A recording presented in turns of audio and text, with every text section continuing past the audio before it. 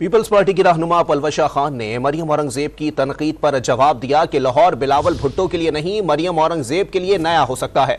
Peoples party की बुनियाद लाहौर में रखी गई थी। पलवशा खान ने दावा किया कि नून लीग के मंशूर का सिर्फ एक नुक्ता है, हमारी बात हो गई। लाहौर आपके लिए तो नया हो सकता है, बिलावल साहब के लिए नया इसलिए नहीं कि बिलावल साहब के नाना की और उनकी जमात की जो दाग बेल और बुनियाद है वो इसी लाहौर में डली। बिलावल साहब तो हमेशा तहजीब के दायरे में रहते हैं और रहे हैं। और याद करें कि जिस वक़्त मरियम नवाज साहिबा पे बुरा वक्त आया था तो एक बिलावल साहब थे जो उस वक़्त मुझे लगता है अपनी तहजीब के दायरे से अगर कभी निकले किसी के लिए तो मरियम नवाज साहिबा के लिए निकले। और उस वक़्त आप सब कांप रहे थे और आपकी ज़बानें गूंग थी। पूरे 16 माह की पीडीएम की हुकूमत में मुस्लिम लीग नून के अलावा और आपकी वजारत इत्तलात में कोई और नहीं था।